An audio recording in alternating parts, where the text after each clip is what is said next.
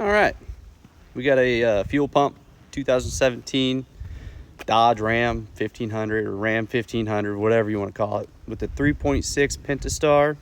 Let's get into it. This just has to be one of those best feelings that you can have as somebody that's getting ready to do a fuel pump on a vehicle. If you know, you know. All right, let's get up here under the hood.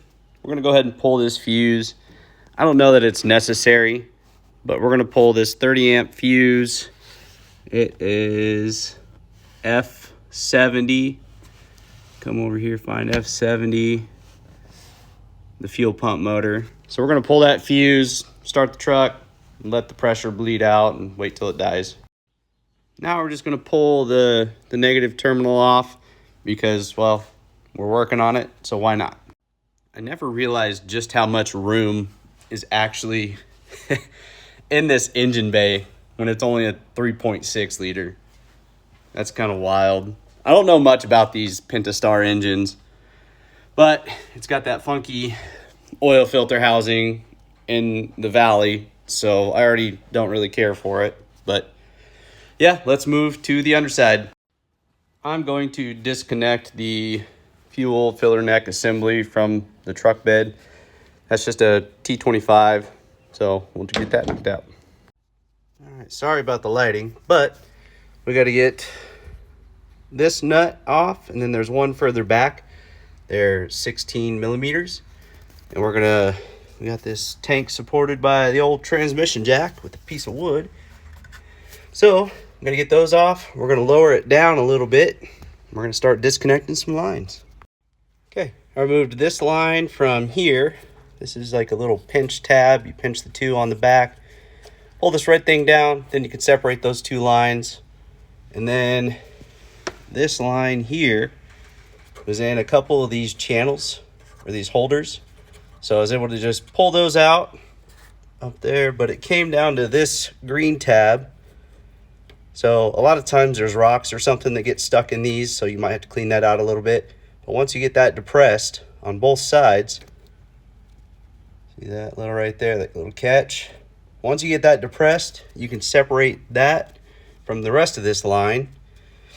A little bit of fuel comes out, so just be ready for it. Have a drain pan. But we're going to keep going.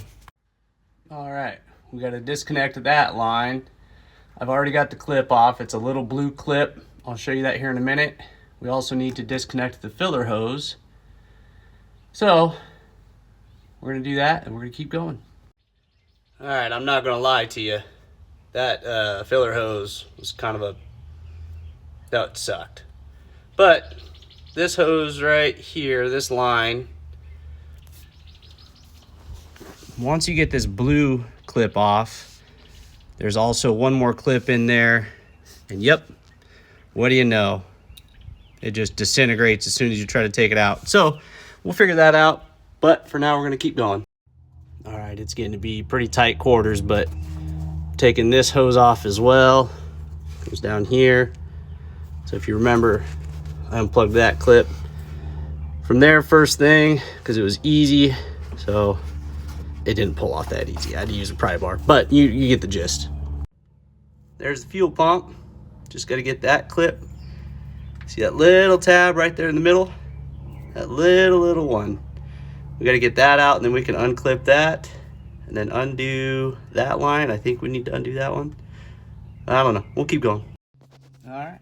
Once you get all that disconnected, follow it on the way down. Make sure nothing else is connected. You can pull the tank out. More than likely, this is what the tank will look like right on top of the fuel pump area. So if you have the ability to get some compressed air or a leaf blower, but try to clean all that out so it doesn't get into the tank once you pull that pump. Agitating it with something in all these crevices and whatnot is really good, just to get some of that dirt loose. Get whatever you can out, do your best. And then as you start taking this ring off, which I'll show you here in a minute, periodically just blow it out. If you have that compressed air, that leaf blower, just blow it out while you're going. That way we can eliminate as much debris getting into the fuel tank as we can. All right, so make sure you get your hammer and your brass punch, because you don't want any sparks, obviously, because there's fuel. You're gonna get into one of these grooves and you're gonna spin this counterclockwise until these latches are in this open cavity. And then you can pull that ring off, then you can pull the pump right out.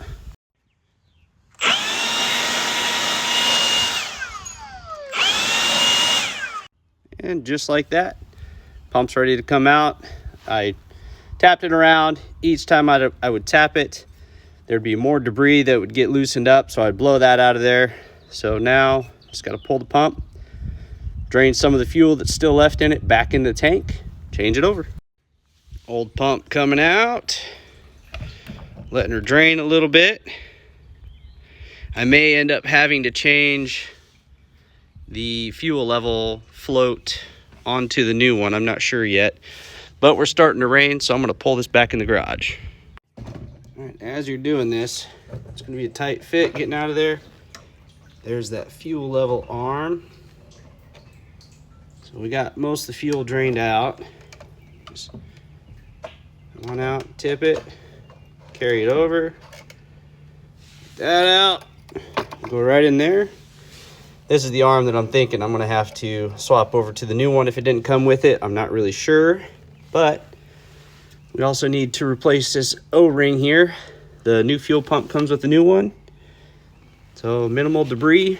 We're gonna clean that up with the vacuum around there before we pull that and while we're pulling it. So let's do that. All right, so now that I've cleaned the area, I made sure that the sealing surface was all clean and free of debris. I got the new O-ring. I put some O-ring lube around it. I've always done that.